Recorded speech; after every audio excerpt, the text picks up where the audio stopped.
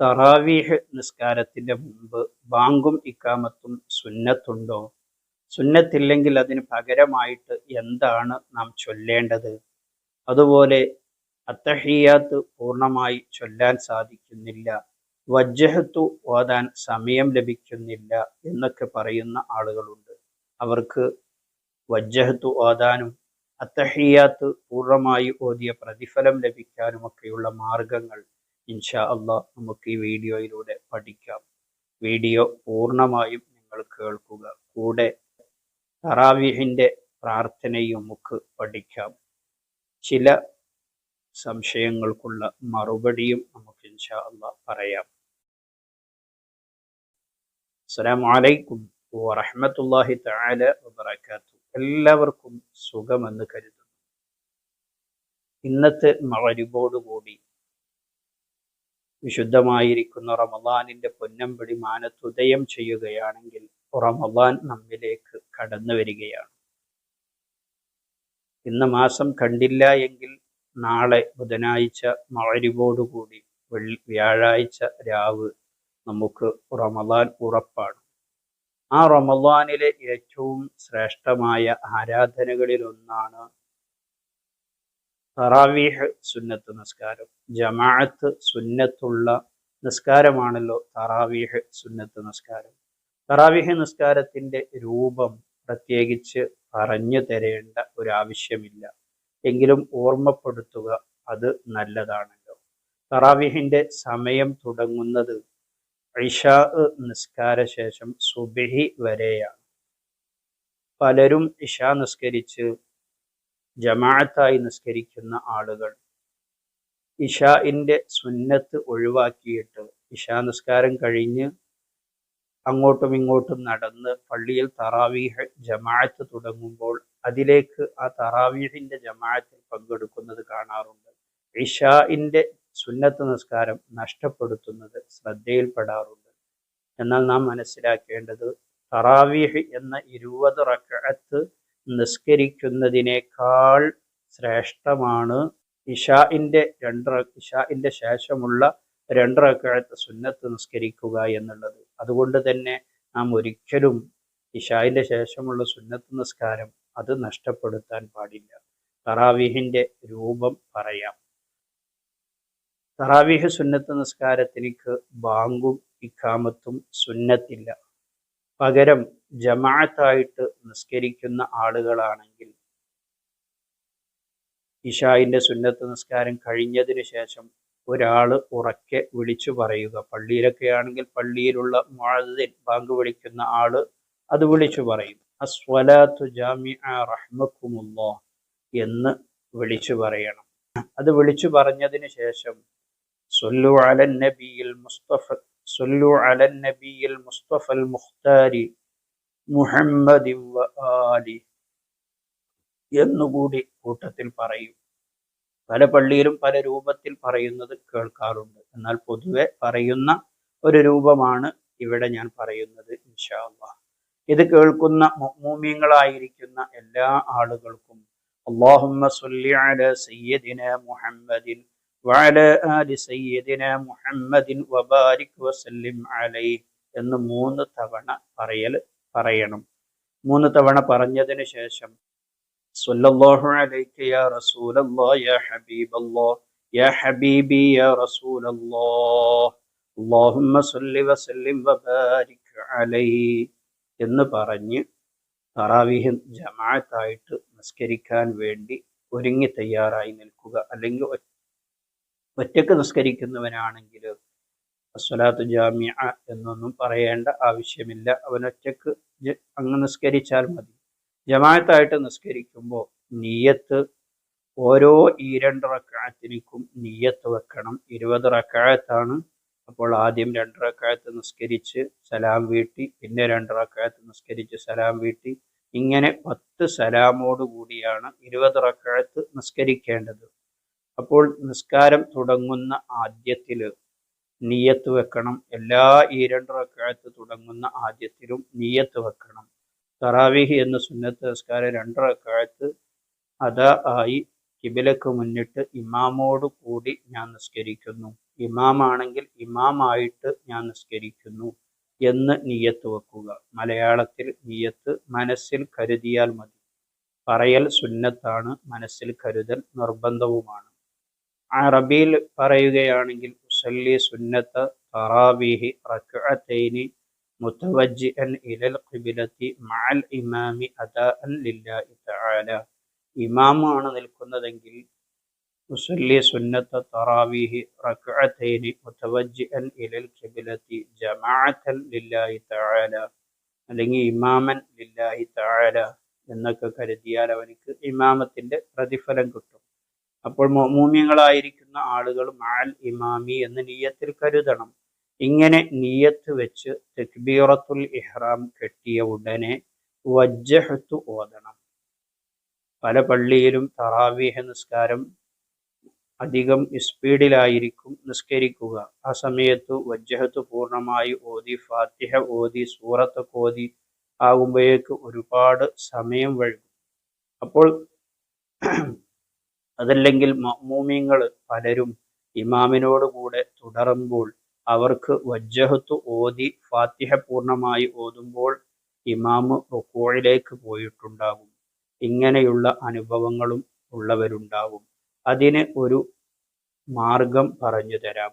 വജ്ജഹത്തു വജ്ഹിയ ലില്ലദീ ഫതറ സമാവാതി വൽ അർള ഹനീഫൻ മുസ്ലിമൻ എന്ന വജ്ജഹത്ത് പൂർണ്ണമായി ഓതണം. അങ്ങനെ ഓതാൻ സമയം കിട്ടുന്നവർ അത് തന്നെ ഓതണം.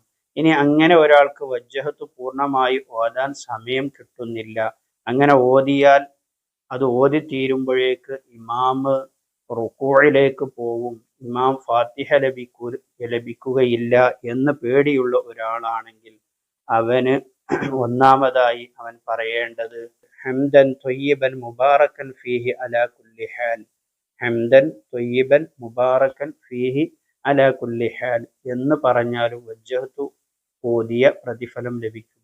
ഇനി അതും ഒരാൾക്ക് പറയാൻ അറിയില്ല എങ്കിൽ എപ്പോഴും നാം ചൊല്ലുന്ന ദിക്റാണ് സുബ്ഹാനല്ലാഹി വൽഹംദുലില്ലാഹി വലാ ഇലാഹ ഇല്ലല്ലാഹു വല്ലാഹു അക്ബർ.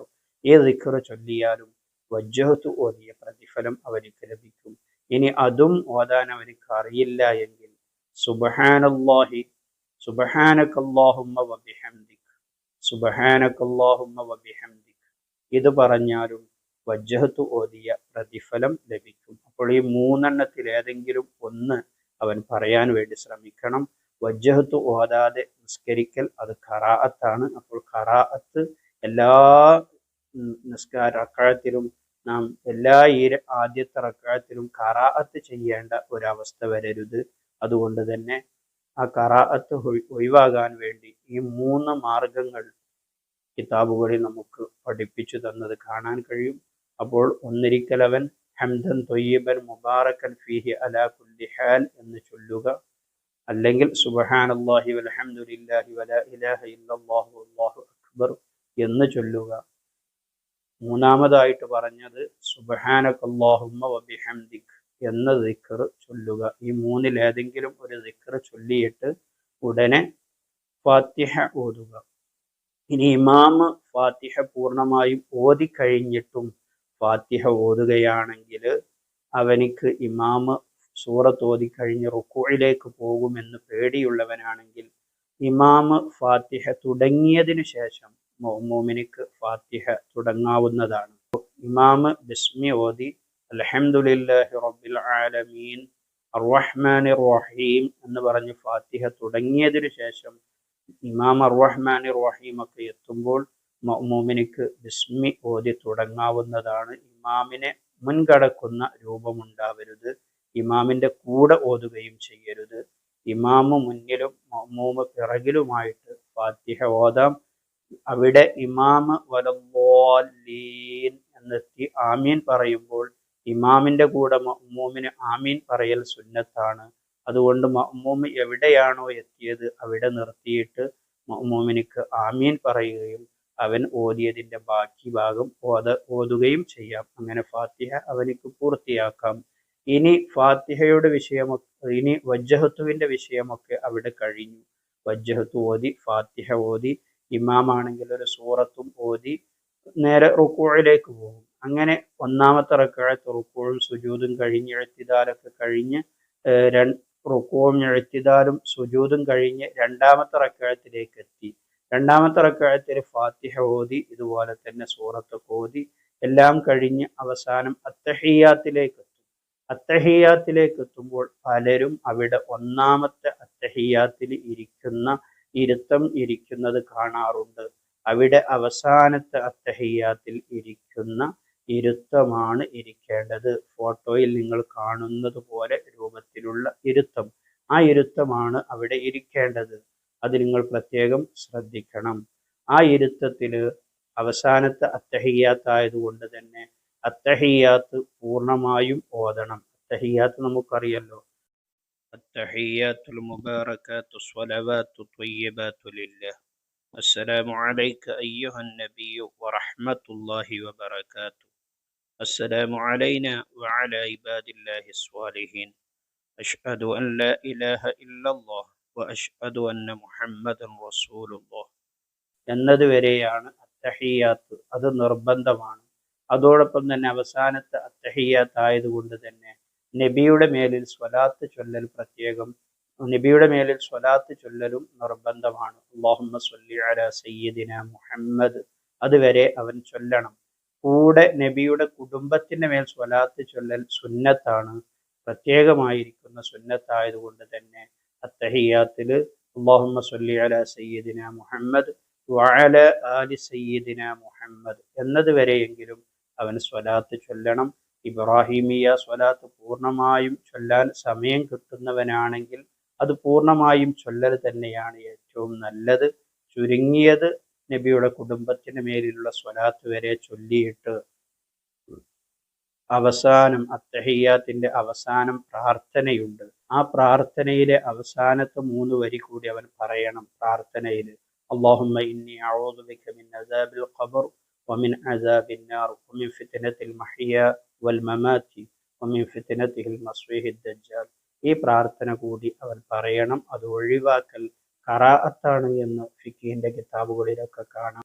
അതുകൊണ്ട് തന്നെ ആ പ്രാർത്ഥന കൂടി പറഞ്ഞിട്ടാവണം അവൻ സലാം വീട്ടേണ്ടത്. അപ്പോൾ അവനിക്ക് ഈ പറഞ്ഞ കാര്യത്തിൽ നിന്ന് വജ്ജഹത്ത് പൂർണ്ണമായി ഓതിയ പ്രതിഫലവും അത്തഹിയ്യാത്ത് പൂർണ്ണമായി ഓതിയ പ്രതിഫലവും ലഭിക്കുന്ന 2 രൂപവും പറഞ്ഞു കഴിഞ്ഞു. അത് പൂർണ്ണമായും നാം മനസ്സിലാക്കി നാം ഉൾക്കൊണ്ട് നാം പഠിക്കുക. അല്ലാഹു തആല തൗഫീഖ് നൽകട്ടെ.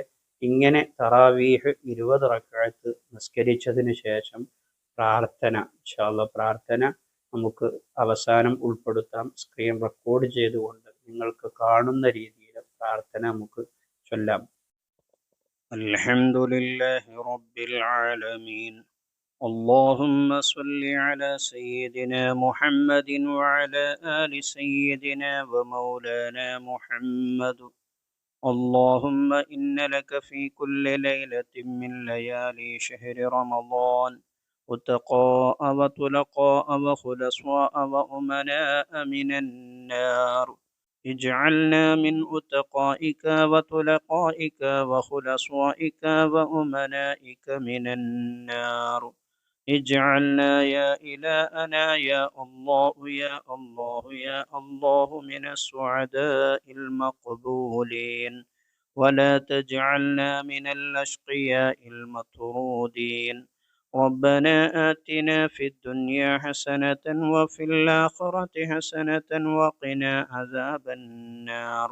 ربنا تقبل منا إنك أنت السميع العليم وتب علينا إنك أنت التواب الرحيم. آمين برحمتك يا أرحم الراحمين. الله تعالى എല്ലാ നിസ്കാരവും അതിൻ്റെ പരിപൂർണമായ രൂപത്തിൽ നിസ്കരിക്കാൻ നമുക്ക് തൗഫീഖ് നൽകുമാറാകട്ടെ. ആമീൻ ബിറഹ്മതിക യാ അർഹമർ റഹീമീൻ. വീഡിയോക്ക് നിങ്ങളൊരു ലൈക്ക് ചെയ്യുക. നിങ്ങളുടെ പ്രിയപ്പെട്ടവരിലേക്കൊക്കെ വീഡിയോ ഷെയർ ചെയ്തു കൊടുക്കുക. നിങ്ങളുടെ ദുആ വസിയത്തും നിങ്ങളുടെ സംശയങ്ങളുമൊക്കെ കമൻ്റായി രേഖപ്പെടുത്തുക. ഇൻഷാ അല്ലാഹ് വായിച്ച് അതിന് മറുപടി തരുന്നതായിരിക്കും. അല്ലാഹു തആല എല്ലാം നമ്മിൽ നിന്ന് സ്വീകരിക്കട്ടെ. മറ്റൊരു വീഡിയോയിൽ മറ്റൊരു വിഷയവുമായി നമുക്ക് വീണ്ടും കാണാം. സ്നേഹത്തോടെ.